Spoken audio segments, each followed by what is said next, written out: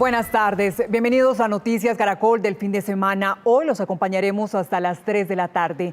Comenzamos con el sentido homenaje que esta mañana se realizó en Bogotá a las más de 13.000 víctimas que ha dejado el COVID-19. Daniela, con un jardín lleno de flores y el resonar de campanas por toda la ciudad al mediodía, se honró a las víctimas de la pandemia, un año después de confirmarse el primer caso en el país. Vamos ahí con Nicolás Rojas. ¿Cómo se conmemoró este primer año de pandemia en Colombia, Nicolás? Juanita, buenas tardes. Yo la saludo desde el Jardín de la Esperanza en la Secretaría Distrital de Salud. Un jardín que nace para representar la resiliencia y también la solidaridad de Bogotá con las más de 13.000 personas que han fallecido desde que llegó el primer caso de coronavirus al país hace 365 días. Son 15 plantas distintas que se están sembrando en este punto precisamente para honrar la memoria de estas personas. Incluso también ustedes van a poder encontrar estas dos rocas que representan la solidez y la firmeza que tiene un recuerdo. Un jardín lleno de esperanza empezó a florecer en Bogotá. No solamente está compuesto por azaleas, claveles chinos y lirios, también por historias. Cada una de estas flores es un homenaje a las 13.899 personas que fallecieron en 365 días desde que llegó la pandemia a Bogotá. Un reconocimiento a nuestras familias, a nuestros esposos, esposas, familiares, y que va a ser un nuevo inicio. Se está celebrando la vida y no se está celebrando algo diferente. Uno de los significados que nos deja esta pandemia es volver a creer en nosotros mismos, en la capacidad de respuesta, en nuestras autoridades, en el personal sanitario. Un abrazo que llegó justo a tiempo y que cerró con un mensaje resiliente, porque del dolor renacen las personas.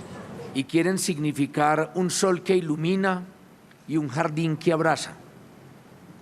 Pero además en ese jardín dejamos plantadas dos rocas que significan la solidez y la fortaleza del recuerdo. Apoyado por representantes de distintos credos, interioricemos un poco todos esos sentimientos que tenemos y que nos han hecho a veces impotentes. Que a través de la oración entregaron su mensaje para curar el alma.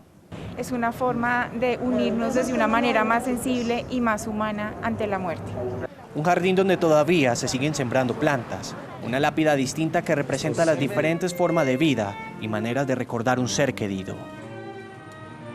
Vidas que renacen, flores que nutren la tierra con su oxígeno y representan el abrazo a las familias y la esperanza para las generaciones futuras. Es el mensaje que se envía hoy desde Bogotá, no solamente a toda la ciudad, sino también a todo el país, 365 días después de que se confirmara el primer caso de COVID-19 en Colombia. Es la información que tenemos por el momento desde el sur de Bogotá. Nicolás Rojas, Noticias Caracol.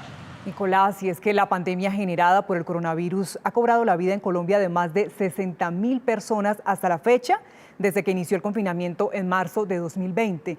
Un año después, los efectos han sido devastadores y a diario vemos cómo siguen muriendo ciudadanos. Desde que se conocieron estas imágenes en Wuhan, China, el mundo no volvió a ser lo mismo. La emergencia sanitaria se convirtió muy rápidamente en pandemia y no tardó en llegar a Colombia. El virus no conoce de estratos, ni de dignidades, ni mucho menos de género. Todos por igual somos víctimas del contagio. En Colombia, hasta la fecha han muerto más de 60.000 personas por su causa. Todas estas cifras se van acumulando y son día a día las que viene utilizando el distrito para almacenar los cuerpos en estos contenedores fríos. Estas imágenes estremecieron a los colombianos cuando el número de muertos empezó a descender en el primer pico y ni las funerarias ni los cementerios daban abasto para atender la emergencia. Fue por esos días cuando empezaron a llegar los contenedores refrigerados para guardar los cadáveres. Desde el ciudadano de a pie que a diario se contagia y en ocasiones se complica, hasta altos funcionarios del Estado no han logrado sobrevivir al virus. Las víctimas se cuentan por miles. A los 58 años de edad murió de COVID-19 el pionero del arte callejero en Colombia. Edgar Rodríguez, más conocido como Rhodes, fue un artista plástico que dejó plasmadas sus obras en las calles de Bogotá, Medellín y varias ciudades en el mundo. Cuando ya pensaba que había superado el virus, La muerte lo sorprendió en la UCI. 3 hermanos murieron como consecuencia del coronavirus luego de una reunión familiar en Santander este fin de año. Familias enteras fueron cayendo una a una en una cadena de contagio que no perdonó hasta que todos murieron. Todos han padecido su calvario en unidades de cuidados intensivos, donde a diario la ciencia médica intenta arrebatarle a la muerte a los pacientes. Querido papá, qué profundo dolor nos dejas. No te alcanzo a describir el vacío. Ni siquiera todos los recursos médicos disponibles lograron salvar la vida de un ministro de Estado. Carlos Olmes Trujillo, el titular de la cartera de Defensa, no logró sobrevivir al virus y falleció en el hospital militar. Amor de mi vida, no te vayas pa'l cole. Sí que estás enferma y quédate un rato conmigo. Tampoco lo logró el famoso cantante vallenato Jorge Oñate, que luego de padecer la enfermedad causada por el virus, murió la semana pasada en un hospital en Medellín. Todos hemos perdido a alguien en esta emergencia sanitaria. Haga este ejercicio. Pregúntele a su círculo cercano si no tiene un conocido que haya fallecido por COVID.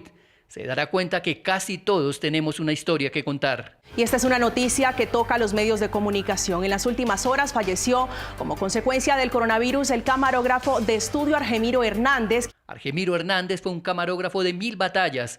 Frente a su lente pasaron los hechos noticiosos más importantes de los últimos años.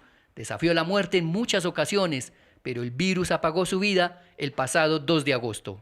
Luis Fernando Arias Cancuí, consejero mayor de la Organización Nacional Indígena ONIC, uno de los líderes más importantes de las comunidades indígenas en Colombia, fue otra víctima del COVID-19. Durante este tiempo, hemos visto partir a famosos y anónimos. La lista es larga: escritores, alcaldes, concejales, cantantes, abogados, médicos, y lo peor es que aún no termina, porque el virus no se ha ido.